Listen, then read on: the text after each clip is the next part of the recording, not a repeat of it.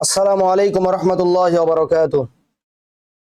আমরা আজকে আবারও ষষ্ঠ ক্লাসে হাজির হয়েছি। আমরা ইতিপূর্বে পঞ্চম ক্লাসে আমরা পড়ছিলাম তিন হরফ বিশিষ্ট যুক্ত হরফ। তিন হরফ বিশিষ্ট যুক্ত হরফ আমরা পড়ছিলাম এবং আজকে আমরা এগুলোর পরীক্ষা একটু আমাদের হয়ে যাবে। আমরা যখন দেখব প্রত্যেকটা হরফ, এখানে যে 4 লাইনে যে হরফগুলো দেওয়া আছে, প্রত্যেকটা হরফ যদি আমরা কোনোভাবেই চিন্তা ভাবনা ছাড়াই পড়তে পারি, তখন আমরা মনে করবো আমাদের হরফ মুখস্থ করা শেষ হয়ে গেছে, আমরা ভিডিওর সামনে আগাইতে পারি বা আমরা সিরিজের সামনে আগাইতে পারি। কারণ মূলত কোরআন শরীফ শেখার জন্যই আমার এই সিরিজগুলো তৈরি করা। আপনারা একটা একটা করে ভিডিও শুধু দেখে যাবেন, কোনো কিছু হাসিল করতে পারবেন না বা মুখস্থ করতে পারবেন না, এই জন্য আমি ভিডিও বানাই নেই ভাই। আমি আপনাদের অনুরোধ, যারা কোরআন শরীফ শিখতে আসছেন তারা আগে হরফগুলো ভালো করে চিনে নেবেন, হরফগুলো আগে পড়বেন, অর্থাৎ 5 নম্বর ভিডিও পর্যন্ত আপনারা ভালো করে অ্যানালাইজ করবেন এবং ভালো করে হরফগুলো যেভাবে আমি পড়ছি সেভাবে পড়ার চেষ্টা করবেন। তো যখন আপনারা দেখবেন প্রত্যেকটা হরফ এভাবে পড়তে পারবেন, এই 4 লাইন আইন, ইয়া, কফ, নুন, ফা, সাদ, মিম, দাদ, আইন, লাম, খ, তা, সিন, আইন, শিন, কাফ, বা, সা, জিম, লাম, হা, এভাবে যখন আপনারা পড়তে পারবেন কোনো চিন্তা ভাবনা ছাড়াই, তারা মনে করবেন আমরা আরবি 29 হরফ চিনে গিয়েছি, আমরা সামনে এগোতে পারি। এরপরে আইন, ইয়া, কফ, নুন, ফা, সাদ, মিম, দাদ, আইন, লাম, খ, তা, সিন, আইন, শিন, কাফ, বা, সা, জিম, লাম, হা, হা, লাম, জিম, সা, বা, কাফ, শিন, গাইন, সিন, তা, খ, লাম, আইন, সাদ, মিম, দাদ, ফা, নুন, কফ, ইয়া, আইন, হা, লাম, জিম, সা, বা, কাফ, শিন, গাইন, সিন, তা, খ, লাম, আইন, সাদ, মিম, দাদ, ফা, নুন, কফ, ইয়া, আইন। এভাবে যখন আপনারা প্রত্যেকটা এই 4টা লাইন পড়তে পারবেন, তাহলেই আপনারা মনে করবেন আমরা সামনে এগোতে পারি। তো আজকে আমি সামনের যে ক্লাসটি করব সেটি হচ্ছে জবরের পরিচয়, অর্থাৎ বাংলাতে আকার যেটাকে বলি। কোন হরফের উপর যখন আলিফ আসে তখন কিভাবে পড়া লাগে। আরবি 29 হরফের মধ্যে প্রত্যেকটার মধ্যে আলিফ দিয়ে পড়াই দিব আমি, প্রত্যেকটার মধ্যে জের দিয়ে পড়াই দিব, প্রত্যেকটার মধ্যে জবর দিয়ে পড়াই দিব। তা আমি আগেই বলে রাখি, এই উপরে যেটা আছে সেটাকে জবর বলে। আপনার আরবিতেই উচ্চারণটা ঠিক করে নেব, জবর, এটাকে বলা হয় জবর, এটাকে বলা হয় জের, তারপরে এটাকে বলা হয় পেশ। এই এক জবর, এটাকে বলা হয় এক জবর, শুধু জবর না, এক জবর বলে, কারণ 2 জবরও আছে, একসঙ্গে 2 জবর আসবে, এটাকে বলা হয় এক জবর। এই এক জবর, এই এক জের আর এই এক পেশ, এই তিনটাকে একসঙ্গেই বা একত্র ভাবেই হরকত বলে। হরকত, এক জবর, এক জের, এক পেশ, এই তিনটাকে হরকত বলে। আর কোন হরফের উপর যখন এই হরকত আসে বা এই এক জবর, এক জের, এক পেশ আসে, একসাথে না, হয়তো বা এক জবর আসবে, অথবা এক জের আসতে পারে এক কোন হরফের উপর, অথবা এক পেশ আসতে পারে, শুধু এক জবর আসে, শুধু এক জের আসে, শুধু এক পেশ আসছে, তাহলে আমি যেটা বলবো একবারে ভালোভাবেই আপনারা একদম মুখস্থ করে নেবেন যে এক জবর, এক জের, এক পেশ যখন কোন হরফের মধ্যে আসে তখন ওই হরফটা তাড়াতাড়ি পড়তে হয়, তাড়াতাড়ি। এক জবর, এক জের, এক পেশ আসলে তাড়াতাড়ি। বর্তমান এতটুকু শুধু জানেন, সামনে গিয়ে কখন জবর আসলে তারপরে কি আসলে টান হবে, অথবা তার পেশ আসলে তারপরে কি আসলে টান হবে, এগুলো আমি সামনে আস্তে আস্তে পড়াবো। তবে এখন এতটুকু শুধু জেনে রাখেন, কোন হরফের উপর যখন হরকত হয়, হরকত তিনটাকেই বলে, এক জবর, এক জের, এক পেশকে হরকত বলে। এক জবরকে হরকত বলে, এক জেরকেও হরকত বলে, এক পেশকেও হরকত বলে। এই যে এটা এক জবর, এটাকেও বলে জবর, এটা হলো এক জের, এটাকেও বলবে হরকত, এটা হলো এক পেশ, এটাকে বলবে এক হরকত।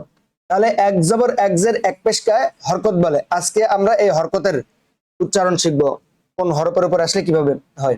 তাহলে জবর দিয়ে পড়ি, আলিফ জবর আ, আ, এভাবে পড়া লাগবে, আলিফ জবর আ, বা জবর বা, তা জবর তা, থা জবর থা, জিম জবর জা, হা জবর হা, আলিফ জবর আ, বা জবর বা, এভাবে না, কোনো টান হবে না ভাই, হরকতে কোনো টান নাই। এক জবর, এক জের, এক পেশ, এই হরকত, এই হরকতে কোনো টান নাই।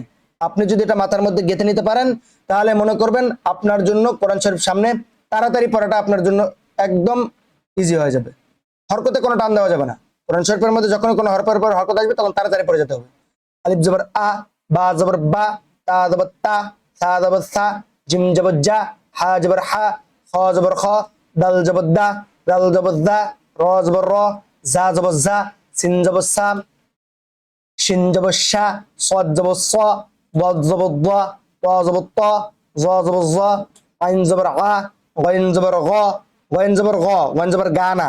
বাংলাতে উচ্চারণ করতে গেলে গইন জবর গা হবে, গা হবে। এটা না, আমরা উচ্চারণ ঠিক করব।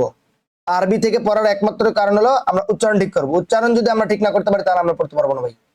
গইন জবর গ, গইন জবর গ, গইন জবর গা না, গইন জবর গ, ফা জবর ফা, কব জবর কা না, কব জবর ক, কব জবর ক, কব জবর ক, কাব জবর কা হবে, কাব জবর কা, কাব জবর কা, কাব জবর কা, উচ্চারণ ঠিক করবেন।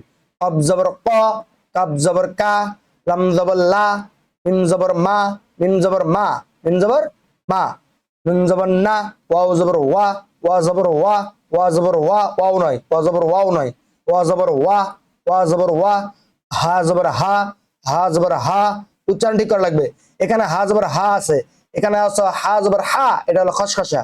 হা জবর হা, হা জবর হা, এই যে এটা, এটা হলো হা জবর হা।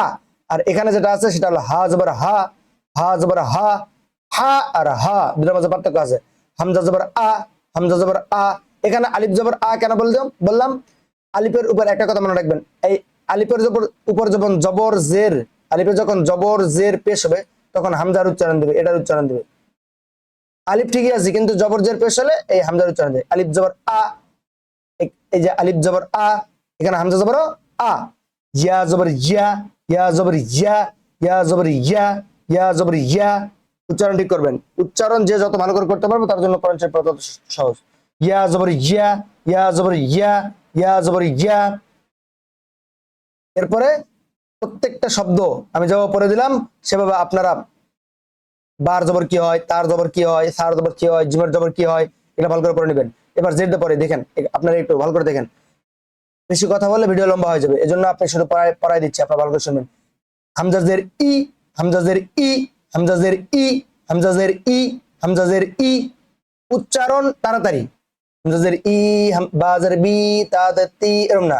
হামজাজের ই, বাজের বি, তাদের তি, সাজের সি, জিমজের জি, হাজের হি, খাজের খি, দালজের দি, জালজের জি, রাজের রি, জাজের জি, সিনজে সি, শিনজে শি। সি আর শি দুটার মাঝে পার্থক্য আছে, খেয়াল করবেন।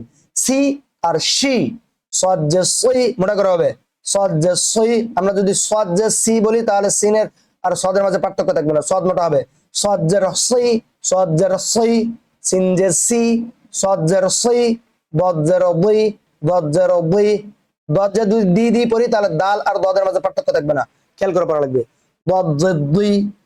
এরপরে তোয়াজে তুই মনে করে, তোয়াজে যদি তি পড়ি তাহলে তার সাথে মিলে যাবে, পার্থক্য দুটার মাঝে পার্থক্য করা লাগবে। এগুলো হলো পার্থক্য। আমরা যদি হরফের পার্থক্য না করতে পারি, বাংলাতে যারা পড়ে তারা এগুলো পার্থক্য করতে পারে না। তোয়াজে তুই, তোয়াজে তুই, তোয়াজে তুই কয়েকবার পড়বেন। ওয়াজে জুই, ওয়াজে জুই, ওয়াজে জুই, এই জুই এটি ওয়াজের রি যদি আমরা পড়ি তাহলে জালের সাথে মিলে যাবে, পার্থক্য আছে, খেয়াল করবেন। ওয়াজে জুই, জালজে জি, ওয়াজে জুই, আইনজের আই, আইনজের আই, আইনজের আই, গলার ভিতর থেকে বাইরে, গলার ভিতর থেকে এখান থেকে উচ্চারণ হবে। আইনজের আই, আইনজের আই, উচ্চারণ করা এতটাও সহজ না বা আরবি পড়া। আপনারা যদি খেয়াল করে পড়েন তাহলে আপনাদের জন্য সহজ, যদি অমনোযোগী হয়ে পড়েন তাহলে উচ্চারণ ঠিক হবে না। হরফের উচ্চারণ সবচেয়ে হলো মেন। গইনজেরগি, গইনজেরগি, গইনজেরগি, গইনজেরগি, গইনজেরগি, গইনজেরগি, গলার একবার ইয়া থেকে, জিহ্বার গোড়ার একটু আগ থেকে, মানে হলকের শেষ থেকে। গইনজেরগি, ফাজের ফি, ফাজের ফি, ফি, ফি, উপরে দুই দাঁত ঠোঁটের মধ্যে আসে লাগবে। ফাজের ফি, ফাজের ফি, ঠোঁটের পেট থেকে উচ্চারণ হবে। কবজেরকি, কবজেরকি, কবজেরকি, গলার ভিতর থেকে। কবজেরকি, কবজের কি, কবজের কি, জিহ্বার গোড়া থেকে একবারে। কবজের কি, কবজের কি, কবজের কি, জিহ্বার গোড়া থেকে একটু আগে বাড়াইয়া, জিহ্বার গোড়া থেকে একটু আগে বাড়াইয়া সেখান থেকে কাপ উচ্চারণ হয়। কবজের কি, কবজের কি, লামজের লি, লামজেল্লি লামজেল্লি, মিমজেরমি মিমজেরমি মিমজেরমি, নুনজেরনি নুনজেরনি, ওয়াজের উই ওয়াজের উই, ওয়াজের ই না, ওয়াজের জানি ই না হয়, ওয়াজের উই ওয়াজের উই ওয়াজের উই।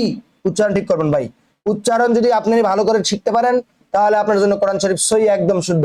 হরফের মধ্যে আপনার কোরআন শরীফ সহি হয়ে যাবে আপনি যদি উচ্চারণ ঠিক করতে পারেন। আর যদি উচ্চারণ ঠিক করতে না পারেন তাহলে আপনি পরবর্তীতে যে কোরআন শরীফ সহি শুদ্ধ করবেন, উচ্চারণ ঠিক করবেন, এগুলো হবে না ভাই। আপনার হরফের মধ্যে উচ্চারণ ঠিক করে নেওয়া লাগবে। ওয়াজার উই, হাজার হি, হাজার হি, এটা হলো হি। আর এই যে এটা যেটা গেছে সেটা হলো হি। হি আর হি দুটোর মাঝে পার্থক্য আছে। হাজার হি, হাজার হি, হামজাজের ই, হামজাজের ই, হামজাজের ই, ইয়াজের ই, ইয়াজের ই না, ইয়াজের ই যেন না হয়, ইয়াজের ই, ইয়াজের ই। উচ্চারণটা শুনলে বুঝতে পারবেন কিভাবে উচ্চারণ করতেছি। ইয়াজের ই, ই না, ই হলে কিন্তু হামজা হয়ে যাবে। ইয়াজের ই, ইয়াজের ই।